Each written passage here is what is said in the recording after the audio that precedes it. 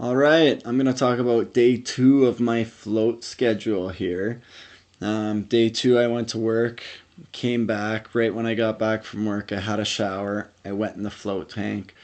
I felt like I was going to waste my night. I felt like I was going to stay in the float tank forever and never get out. And I felt like I was just not going to do my daily routine stuff and some cleaning and some just basic chores that I wanted to do. I went in there really quick. I got out, had a shower, came up the stairs. It was only an hour. That's it.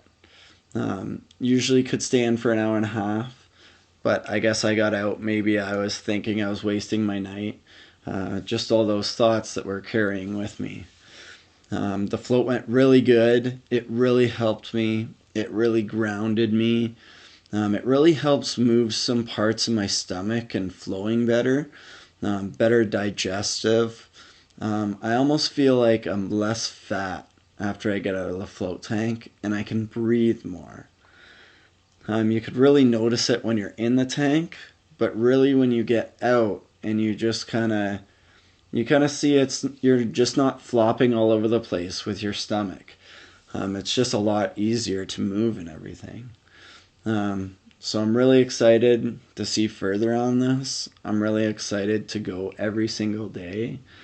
Sometimes I feel lazy and not go for 2 weeks, but it's really helping me on a day-to-day thing, and I almost feel myself building muscle. I don't weight lift. I don't pick up a bunch of weights or anything. I pick up paper at work. I don't pick up tires or rims, or I don't do majority of the stuff that I used to do in construction and hauling around concrete. I'm feeling that just doing a little bit of yoga is really helping me too. Just doing like 4 yoga moves. In my second float, I just passed out after like 5 minutes.